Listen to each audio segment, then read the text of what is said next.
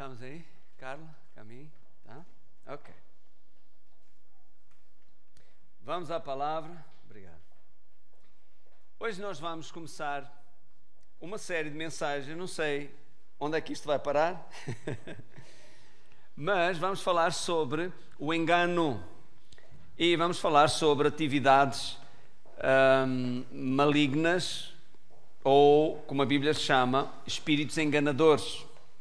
Por que é que este assunto é tão importante? Bem, nesta série nós vamos falar quem são ou o que são os espíritos enganadores, como eles operam no mundo e como eles operam dentro da igreja.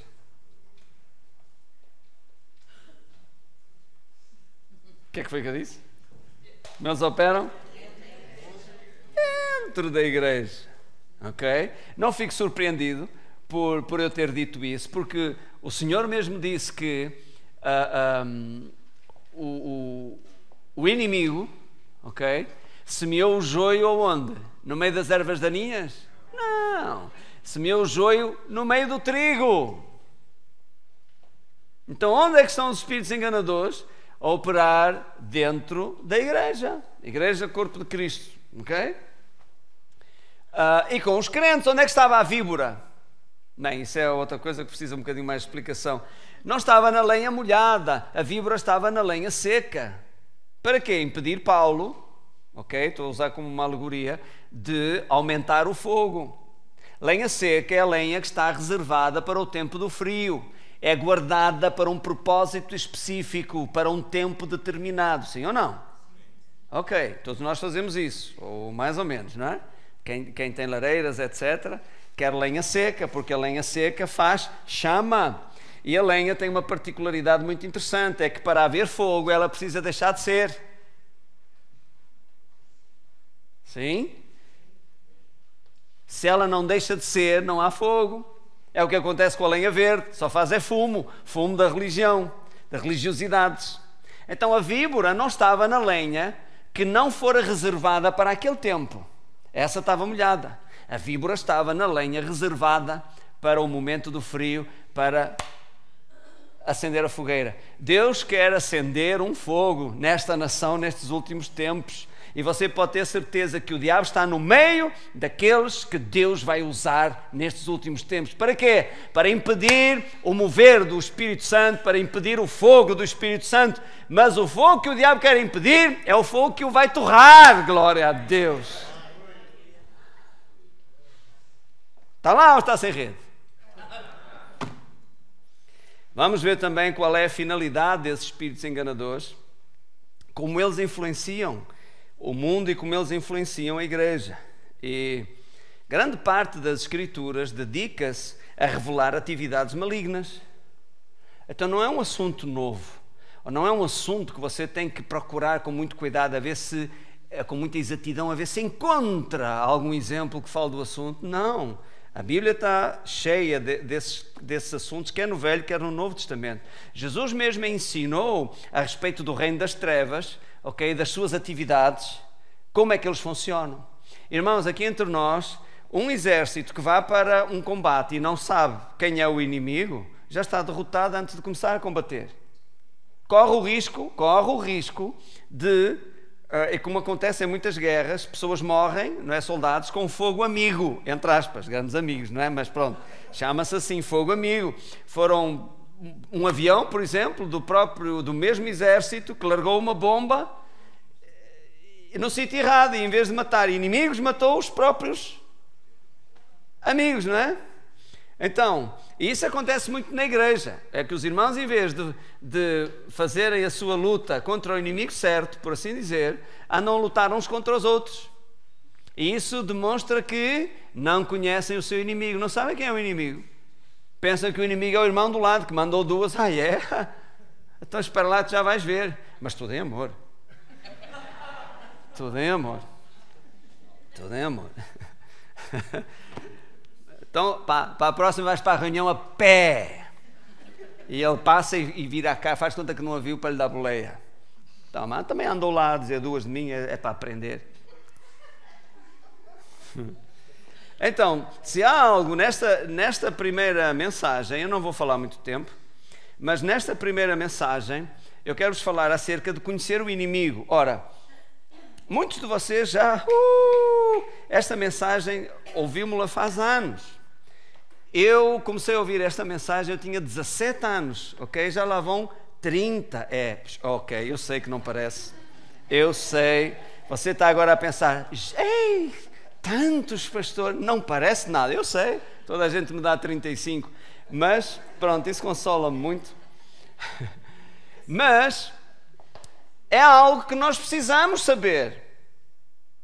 Porque,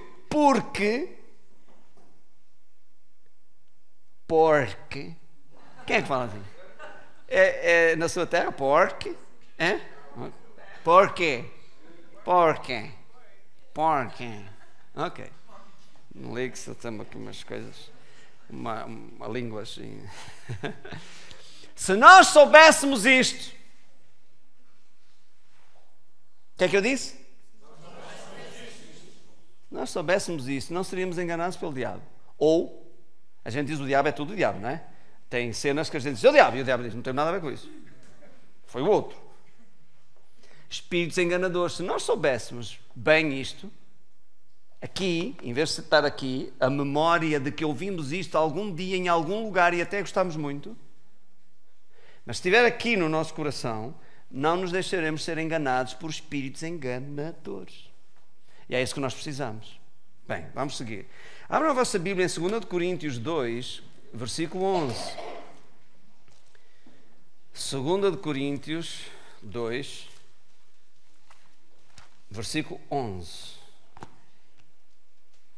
Olha o que o apóstolo Paulo diz aí, é um versículo muito conhecido, diz assim: porque, já sabem? Porque não ignoramos os seus ardis. Vamos ler o versículo 10 para não ficar este assim muito perdido aqui no meio. Vamos trazer algum acompanhamento e embelezar aqui o prato. Diz assim: a quem perdoares alguma coisa, também eu. E o que eu também perdoei, se é que tenho perdoado, por amor de vós o fiz na presença de Cristo, para que não sejamos vencidos por Satanás. Diga comigo, vencidos por Satanás.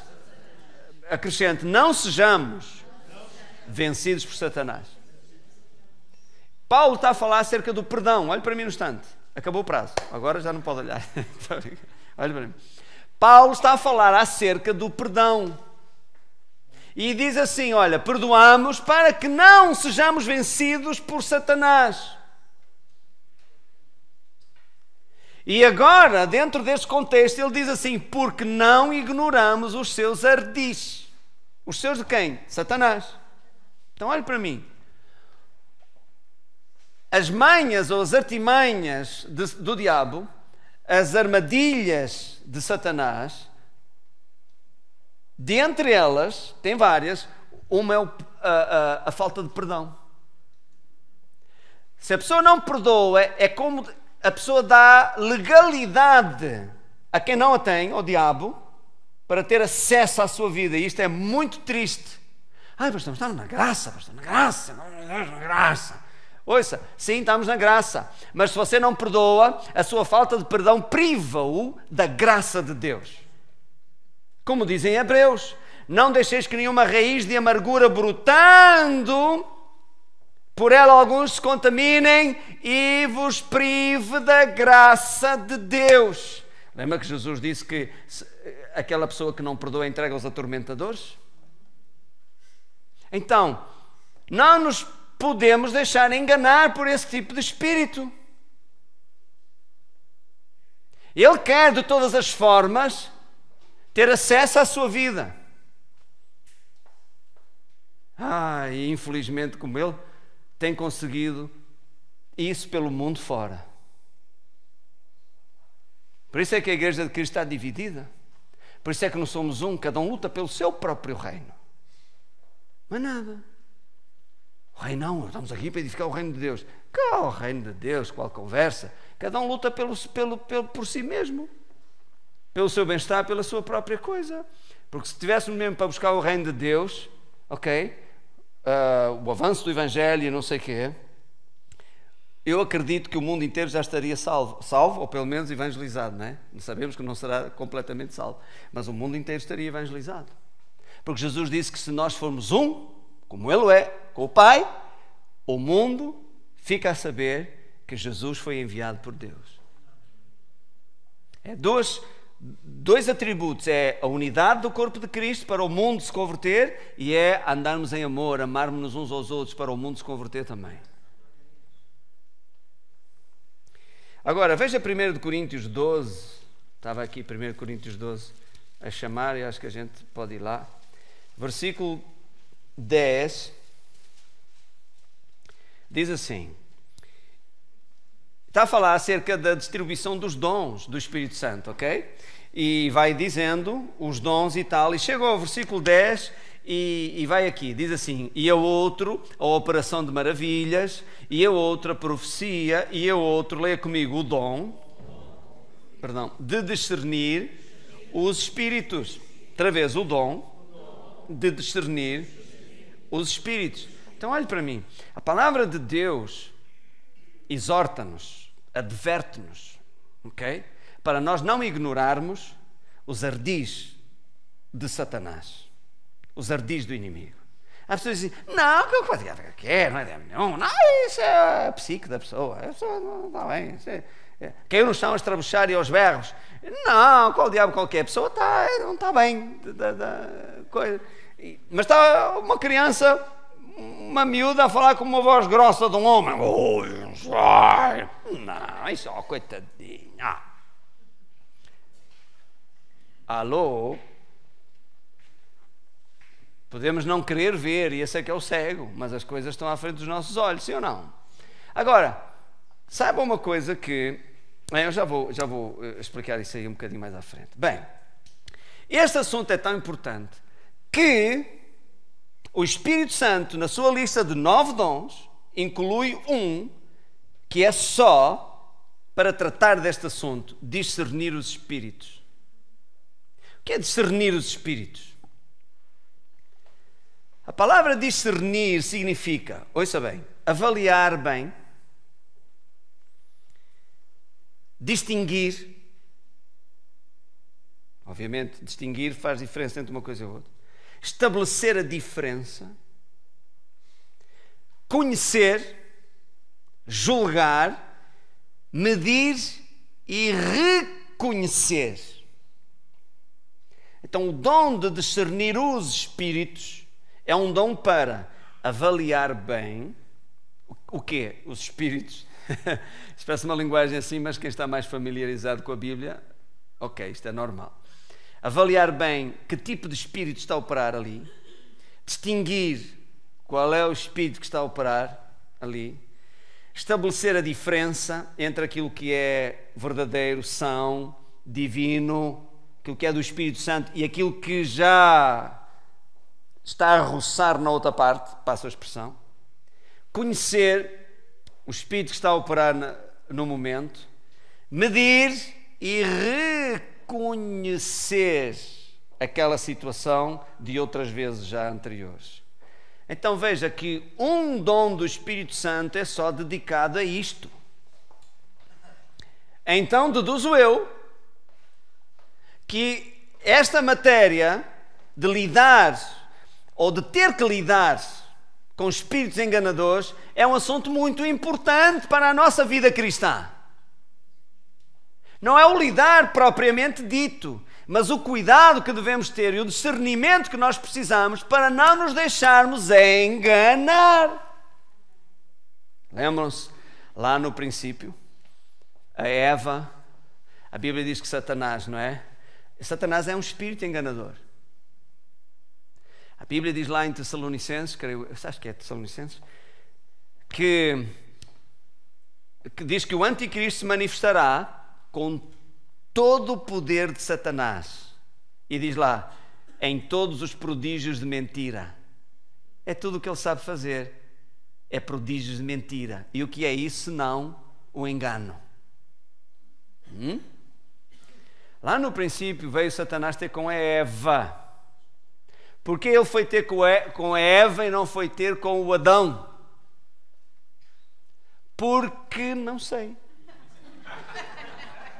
Eu acho que a Eva estava mais à mão com algo assim. Mas, não. Porque a mulher, porque digo eu não sei a verdadeira razão, ok? Deduzo eu que, pela grande influência que a mulher tem na vida do homem. Eu sei, não tem, aqui não. Aqui não, se vá para trás de mim, Satanás. Aqui não, aqui nós, os homens é que fazem o que querem lá em casa. Amém? Quando ela deixa. E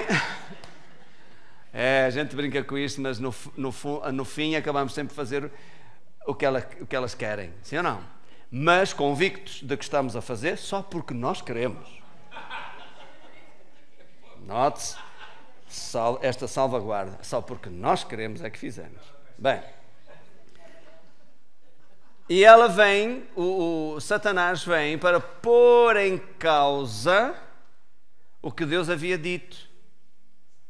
E usou uma criatura para o fazer. Certo? A serpente falou à mulher. Aquilo foi influência, aquilo foi engano. Porque ele disse-lhe, Deus sabe que no dia que tu comeres desse fruto, os teus olhos se abrirão e serás como Deus, sabendo o bem e o mal. E diz que ela olhou para o fruto e viu que era apetitoso, que era um fruto agradável para dar conhecimento. E tomou e comeu. E o que aconteceu? Deu ao marido também. Chegou lá Adão, olha, já comi, estás a ver? Eu morri, come tu. Não, mas Deus disse para não comer. Come lá, rapaz, já te disse, não, ó, lá à noite. E Adão o que é que fez? Comeu logo. Mas os olhos deles, presta atenção a isto, os olhos deles só se abriram depois que Adão comeu. Porque até então Eva, embora tendo comido, não percebeu que estava nua, não teve vergonha, não se escondeu de Adão. Mas quando ele comeu, foi quando o pecado entrou. Por isso a Bíblia diz pelo pecado de um só, não diz de dois, nem de uma. Mas isto é que eu... Senhor, tens que dar um jeito nisto, porque isto continua até hoje, Senhor. Quer dizer, ela é que faz as asneiras e ele é que paga. Que cena, man. Que cena. Não é? Isto vem desde o princípio. Então... Mas é o que a Bíblia diz, pelo pecado de um só, que foi Adão, entrou a morte no mundo. E pelo pecado a morte, sim, e passou a todos os homens, por isso é que todos pecaram. O pessoal pensa que as pessoas são pecadoras pelos pecados que cometem. Errado. O ser humano é pecador pela desobediência de um só. Mas glória a Deus, que pela obediência de um também, nós fomos justificados. Oh, glória a Deus. Não somos justificados pelas nossas boas obras, como não fomos feitos pecadores pelas nossas más obras. Mas pela desobediência de um fomos feitos pecadores, mas pela obediência de outro fomos feitos justos. Glória a Deus. Diga, eu sou justo, não pelas minhas boas obras, mas por aquilo que Jesus fez por mim. Mais nada. Então, se o discernir essa atividade nessa classe de espírito maligno não fosse importante, o Espírito Santo não se teria dado ao trabalho de nos dar esse dom. Note que a Bíblia não diz dom para discernir o diabo, ou dom para discernir circunstâncias adversas, ou dom para discernir, sei lá eu, dom para discernir os espíritos. Se eu preciso discernir, ok? Voltando ao significado, julgar, avaliar bem, distinguir, quer dizer então que há aí um espírito envolvido que tem a missão de me impedir de discernir, de ver, de compreender, de avaliar bem as coisas. Sim? Ok? Sim ou não? Ok. Há esse risco. Agora, Jesus ensinou, e o apóstolo Paulo também, acerca de uma hierarquia no reino das trevas. E nós precisamos compreender isso, ok? Abram a Bíblia em Efésios 6. Versículo 10, subejamente conhecido, mas é a palavra de Deus fresca hoje. E volto a dizer, se nós tivéssemos isto muito bem sabido, o diabo nunca nos enganava.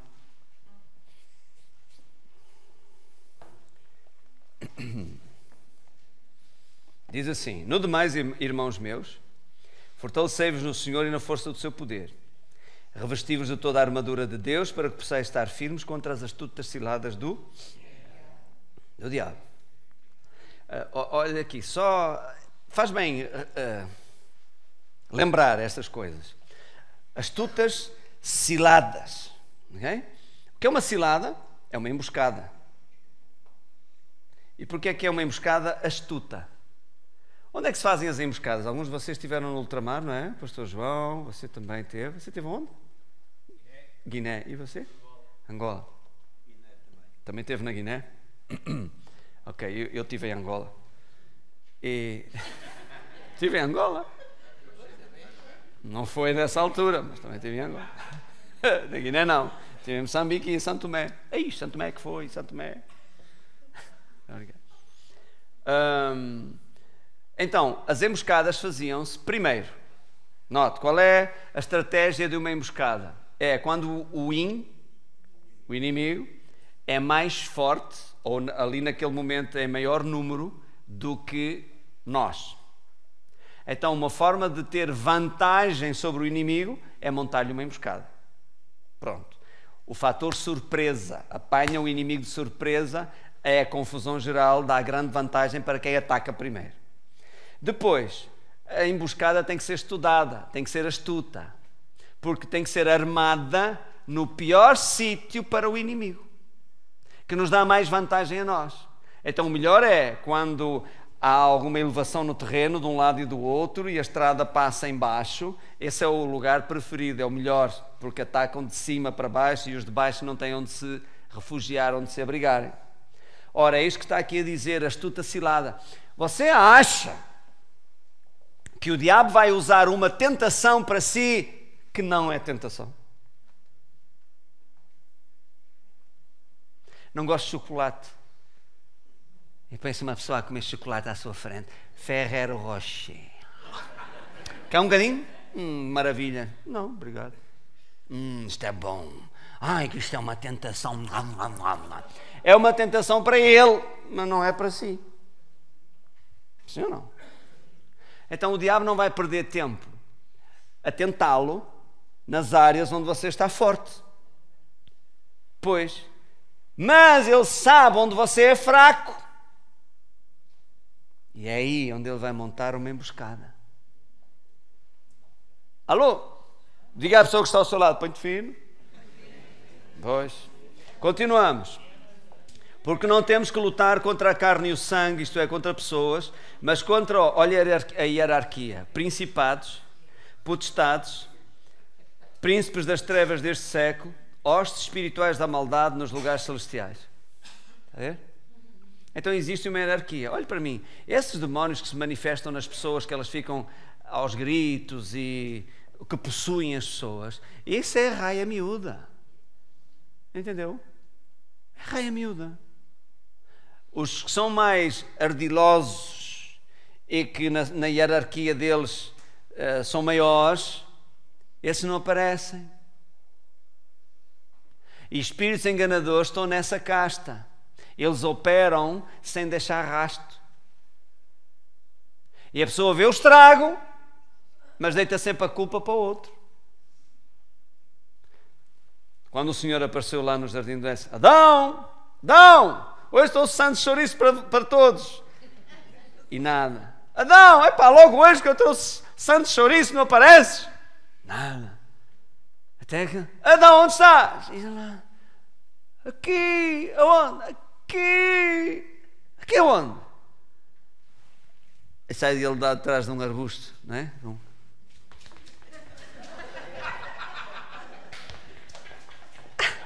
Oh, Adão, que maneiras são essas, pá? O que é que aconteceu, man? Estás a esconder o quê? Alguma coisa que eu não tenha visto ou não tenha criado?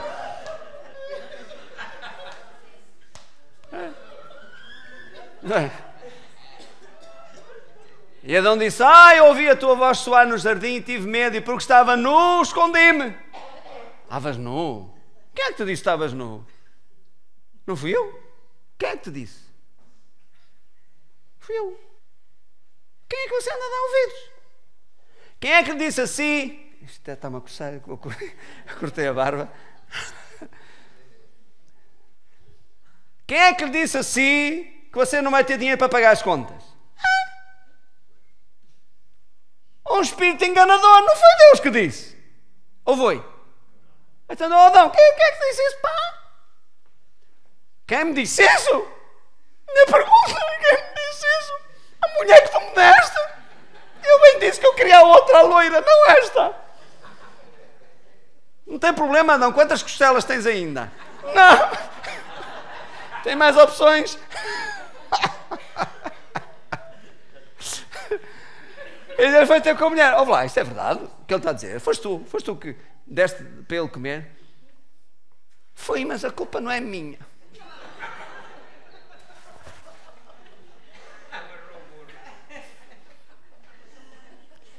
A serpente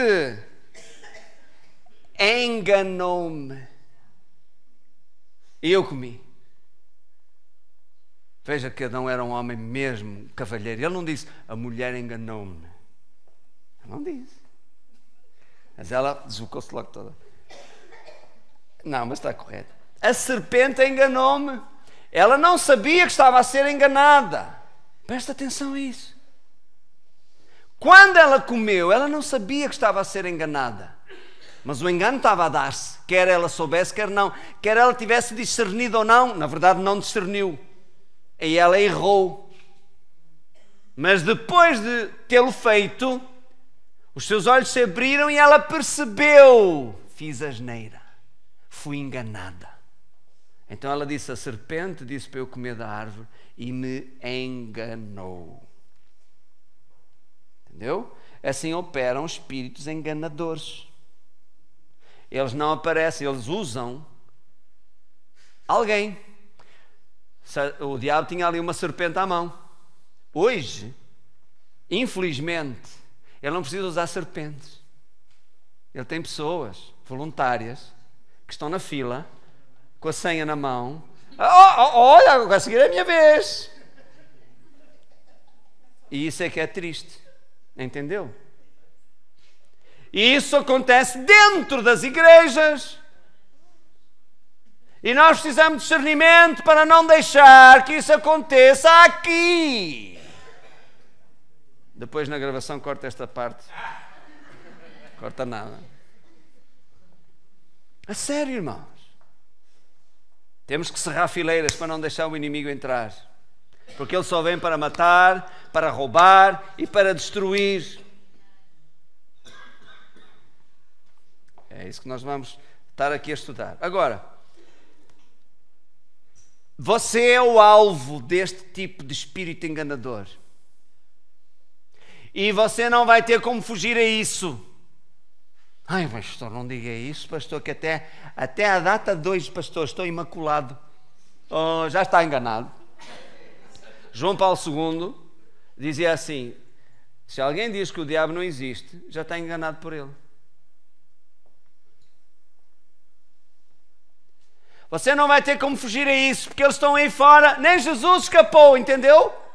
Um dia, Satanás encontrou-se com Jesus para o tentar, e aquilo foi tentação mesmo. E diz que quando se ausentou dele, até tempo oportuno, ele veio mais vezes.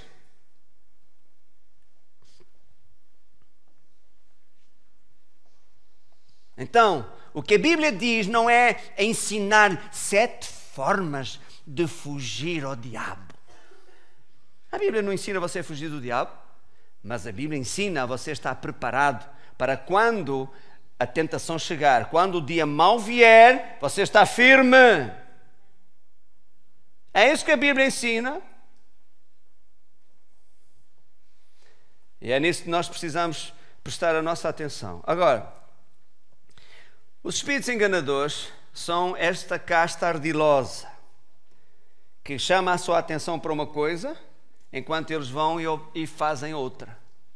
Eu recordo-me quando eu era criança, lá ao lado da minha casa andavam a construir um muro, andavam lá umas obras de um vizinho, e o filho dele, era o senhor Edmundo, o filho, já nem sei como é que ele se chamava ou chama, não sei, eu era miúdo, chamou-me, Oh, Zé, anda cá! E eu lá ia com os calções assim e tal, umas sandálias, era verão, e lá ia, estou contente.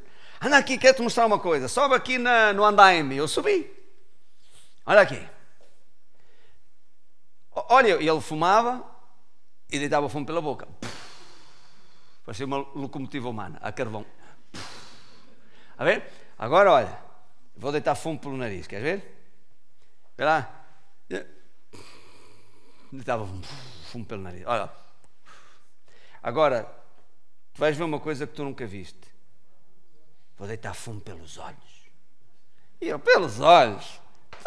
És, mas é maluco. A gente falava assim, pelos olhos. A sério, vais ver. Mas tens de pôr a mão aqui no meu peito. E ele estava em tronco nu, todo suado e não sei o que. Eu, ok. Pus a mão no peito dele. E ele, ó.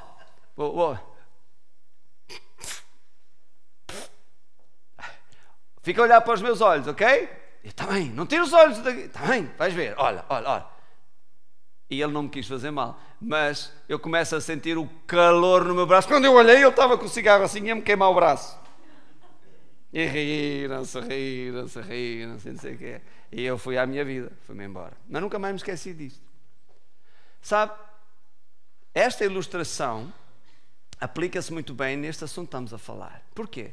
Os espíritos enganadores chamam a sua atenção, a sua atenção para uma coisa que não tem nada a ver com aquilo que ele quer fazer na sua vida. Ele quer marcá-lo, magoá-lo, feri-lo. Mas você tem que ter a atenção noutra coisa. No irmão que disse aquilo. E você fica a lutar com o teu irmão e a falar mal do irmão. Enquanto o diabo por trás está a marcá-lo, a feri-lo, a magoá-lo, a prejudicá-lo, fazer-lhe mal. E você está a olhar para um lado, não tem nada a ver com aquilo. Por isso é que precisamos de discernimento. E se há um dos dons do Espírito Santo que você devia pedir a Deus, nós, é discernimento dos espíritos. Senhor, dá-me discernimento de espíritos, para eu não cair no engodo do diabo, não ser enganado. Amém?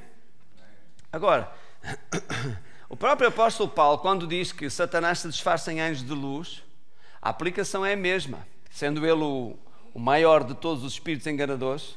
Veja, ele é mesmo, porque ele